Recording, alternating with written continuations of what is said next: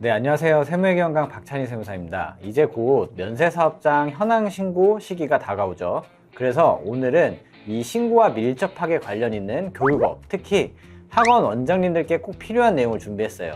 학원 업종은 어떻게 절세할 수 있고 무엇을 신경 써야 하는지, 실제 현장에서 자주 놓치는 부분까지 정리해 드릴게요. 끝까지 보시면 세금 폭탄을 피하는 데 큰 도움이 되실 겁니다. 네, 학원의 경우 기본적으로 면세 사업자에 해당해요.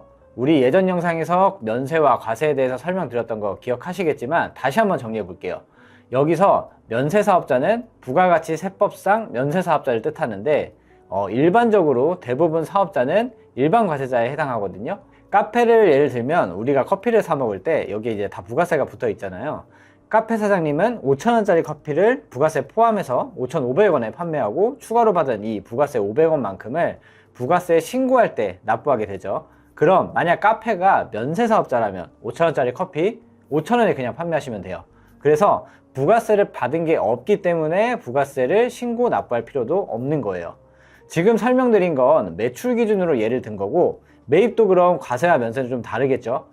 과세사업자는 우리가 임대료나 소모품비를 이렇게 구입할 때 부가세를 포함하여 같이 지급하고 적격증빙을 받으면 부가세만큼을 세액공제 받을 수 있어요. 근데 면세사업자는 매출에 대해서 면세를 해주기 때문에 매입세 공제도 해주지 않거든요. 즉 매출을 할 때 부가세를 내지 않으니 매입을 할 때도 부가세에 대한 혜택을 주지 않겠다라는 거예요. 그래서 매출보다 매입이 더 커도 부가세는 환급되지 않는다라는 것도 이해해 두세요. 그럼 부가세는 부담했는데 이거 공제 안 받으면 어떻게 되냐 궁금하시잖아요. 이건 비용 쓸 때 부담한 이 부가세는 모두 종합소득세 때 비용 처리를 받게 돼요. 과세사업자는 110만 원을 부가가치세 포함해서 임차료를 지불했다면 100만 원은 임차료로 종소세 때 비용 처리가 되고 이 10만 원은 부가세 때 매입세 공제를 받잖아요. 근데 면세사업자로 예를 들면 면세사업자도 똑같이 110만 원을 부가세 포함해서 부담했지만 이건 전부 종소세 때 비용 처리가 된다고 보시면 됩니다. 그리고 과세와 면세는 부가가치 세법상의 구분이고 종합소득세와는 또 별개거든요. 가끔 면세사업자인데 왜 종합소득세 내냐고 여쭤보시는 분들도 계세요. 부가가치 세법상 과세 매출이 아닌 것이지 소득세법상 매출은 발생한 것으로 보거든요. 즉 부가세는 안 내지만 종합소득세는 반드시 신고해야 합니다. 이 부분 헷갈리시는 분들 많으니까 꼭 기억하세요. 그래서 면세사업자의 경우 부가세 신고는 하지 않고 종소세 신고는 반드시 하셔야 한다고 말씀드렸는데요. 여기서 부가세 신고 대신에 면세사업장 현황 신고로 대체한다고 보시면 돼요. 이렇게 일단 기억하시고 추후에 다시 한번 설명드릴게요. 근데 교육업의 면세사업자 이게 요건이 있어요. 그 부가세법에 보면 학원은 교육 용역 서비스거든요. 주무관청의 허가를 받는 교육기관 이렇게 표시돼 있어요. 대부분의 학원들은 교육청의 인허가를 받아요. 그래서 대부분의 학원업의 경우 이렇게 면세사업자에 해당하는데 여기서 가끔 요가나 축구교실 아니면 필라테스 등 교육청의 인허가를 받지 않는 학원도 있거든요. 이런 경우에는 면세사업자에 해당되지 않으니까 해당하는 교육용역 서비스가 교육청에 인허가를 받을 수 있는지는 교육청에 먼저 확인해 보시는 게 순서겠죠. 그리고 제가 좀 전에 그 매출도 면세지만 매입도 부가세 공제를 못 받고 종소세는 또 신고 납부해야 한다고 설명드렸는데 여기서 그럼 면세가 꼭 유리한지 이렇게 의문을 가질 수가 있잖아요. 사업이란 게 분명 비용이 더 많은 해도 있겠지만 대부분의 사업은 이익이 나겠죠. 그럼 당연히 이익 나는 부분만큼은 분명히 매출액이 더 큰 거니까 그 부분에 대해서만큼은 분명 면세가 유리하겠죠.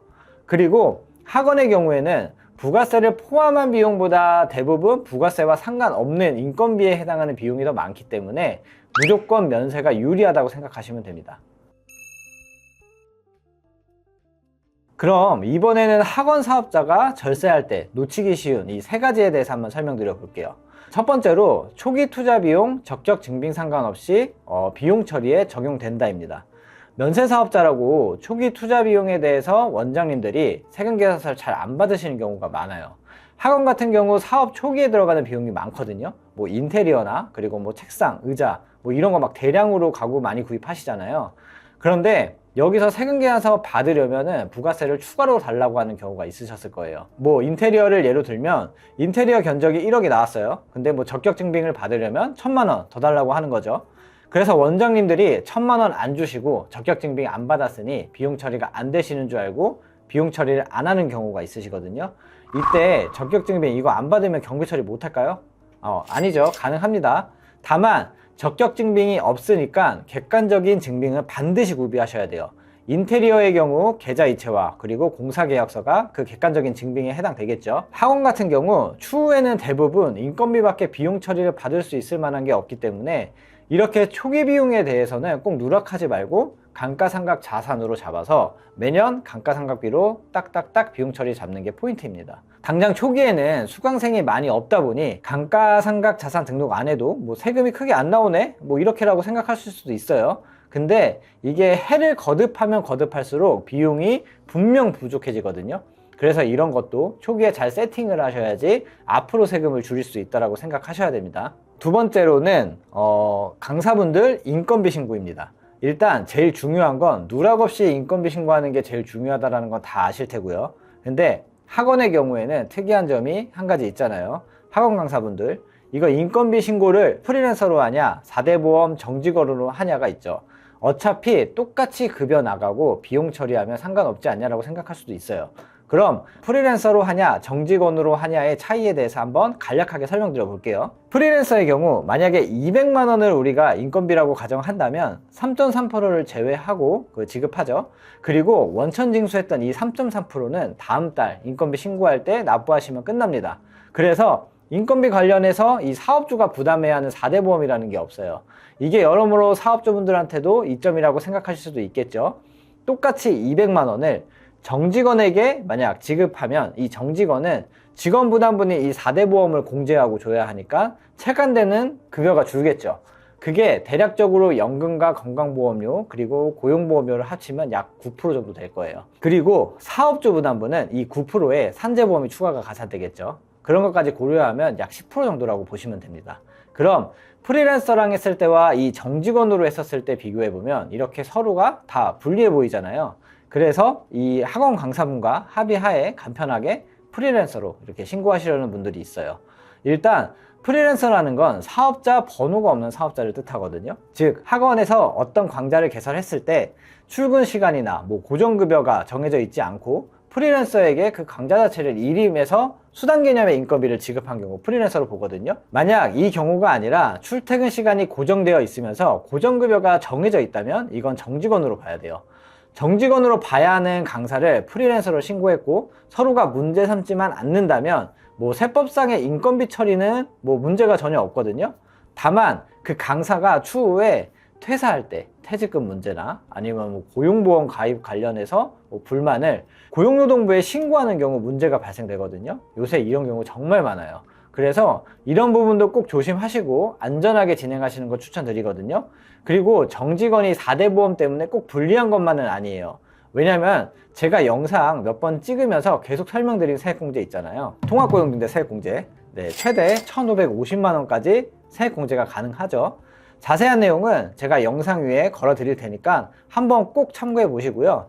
이게 정직원에게만 적용 가능한 세액공제거든요. 아까 전에도 말씀드렸지만 학원 같은 경우 매출 대비 손익이 굉장히 높아요. 그래서 누진 세율 구간 중에 높은 세율 구간에 해당되시는 분들이 많으시다 보니 종합소득세가 꽤나 많이 부담스럽게 나오는 경우가 많잖아요. 근데 이 통합고용등대 세액공제를 적용받으면 그 종소세를 정말 많이 낮출 수 있어요. 이것까지 고려한다면 원장님들은 4대 보험을 조금 부담하더라도 정직원으로 강사를 채용하시는 게 훨씬 더 유리할 수 있어요. 그리고 또 학원의 경우에는 뭐 가족 중에 학원 청소나 아니면 학원 차량 운전 아니면 뭐 또 같은 강사분들끼리 결혼하셔서 학원을 개원하신 경우가 많으신데 가족 간의 인건비도 누락하지 마시고 꼭 신고하시는 게 좋아요. 간혹 가족 간의 인건비는 비용 처리 안 된다고 생각하시는 분들도 많으신데 실제 일하시고 급여 지급하시면 비용 처리 무조건 가능합니다. 이 점도 인건비 부분에서 누락되지 않게 조심하세요. 세 번째로는 사업자 등록 내기 전에 사용한 비용 처리입니다. 사업자 등록 내기 전에 사업과 관련된 내용들을 지출하신 경우도 있으시잖아요. 원장님 명의 카드로 사용한 내역이나 출금 내역이 있으시다면 객관적인 이 증빙을 통해서 이것도 비용 처리로 넣을 수가 있어요. 이런 건 미리 엑셀 같은 걸로 정리하셔서 신고 때 누락 없이 넣으시면 절세에 도움이 될 수 있겠죠. 네, 그리고 학원 사업자의 경우 좀 신경 써야 하는 세 가지 정도를 한번 좀 정리해서 좀 말씀드려 볼게요. 첫 번째로는 현금 영수증 의무 발행 업종이라는 거를 잊지 말자입니다. 학원 같은 경우 현금 영수증 의무 발행 업종이거든요. 반드시 10만 원 이상 수강료를 받는 경우에는 이 현금 영수증을 발급하셔야 돼요. 이전에도 계속 말씀드리지만 현금 영수증 의무 발행 업종의 경우 추후 매출 누락으로 적발되는 경우 세금과 가산세는 당연하고 거기에 20%의 과태료가 붙어요. 이거 정말 크거든요. 매출 누락 적발된 경우에 금액 보면 대부분 몇 천만 원부터 시작되는데 이게 여기에 20%면 몇백 단위는 과태료로 깔고 추징이 들어가요. 거기에 만약 세무조사가 나오면 일반적으로 5개년치에 대한 세무조사를 받는데 매출 누락이 억 단위로 넘어가는 순간 추징세액은 감도 안 잡히실 거예요. 특히나 학원, 헬스장, 요가, 필라테스 등 사업자 간 거래가 아닌 최종 소비자 거래 매출이 발생하는 업종은 국세청에서 예의주시하는 경우가 많으니까 반드시 조심하셔야 됩니다. 두 번째로는 처음 초기에 시작하는 사업자분들 필수적으로 해야 하는 게 있죠.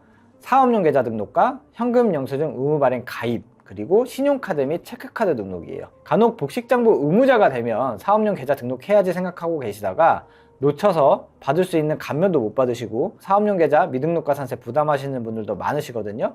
그래서 그냥 복식장부가 아니더라도 사업용 계좌 등록은 미리 해두시는 게 제일 좋고요. 현금 영수증 의무 발행 가입도 홈택스 들어가시면 1분도 안 걸려요. 이것도 나중에 지연 가맹이나 미가맹 뜨면 감면 못 받고 가산세 나와요. 그래서 계좌와 이 현금 영수증 의무 발행 가입은 세트로 꼭 초기에 해두시는 게 제일 좋습니다. 그리고 신용카드나 체크카드 등록도 반드시 하셔야 등록일 이후에 사용 내역에 대해서 불러오니까 늦지 않게 바로바로 등록하거나 수정해 주시는 게 좋겠죠. 그리고 세 번째로는 면세사업장 현황 신고인데요. 학원의 경우 면세사업자가 대부분이기 때문에 부가세 신고를 하지 않거든요. 그래서 이 부가세 신고를 대신해서 매년 2월 10일까지 면세사업장 현황 신고를 하셔야 돼요. 이게 뭐냐면 일반 과세자의 경우 부가가치세 신고를 하면서 매출과 매입이 어느 정도 파악이 되거든요. 근데 학원은 부가세 신고를 안 하니 국세청에서 한 해의 매출과 매입 파악이 어려워요. 그래서 면세사업장 현황 신고를 통해서 매출과 매입을 확인하거든요. 그리고 그 신고된 내역을 토대로 5월에 종합소득세 안내문에 이 수익 금액이 잡히게 되면서 기초 자료로 활용이 돼요.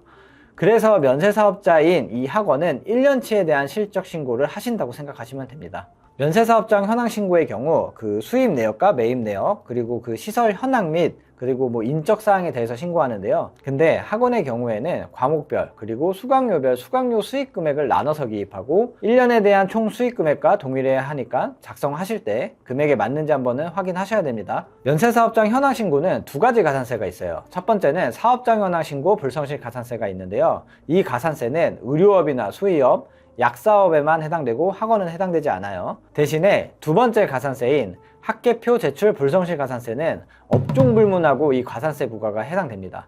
다만 소규모 사업자인 경우에 이 두 번째 가산세도 부과가 되진 않아요. 여기서 말하는 소규모 사업자는 직전 연도 수익금액 4,800만 원 미만인 사업자를 뜻하니까 해당 여부는 한번 체크해 보시는 게 좋겠죠. 다만 저는 가산세를 차치하더라도 종합소득세 기초자료에 해당하는 부분이기 때문에 반드시 하시는 게 좋다고 말씀드리고 싶어요.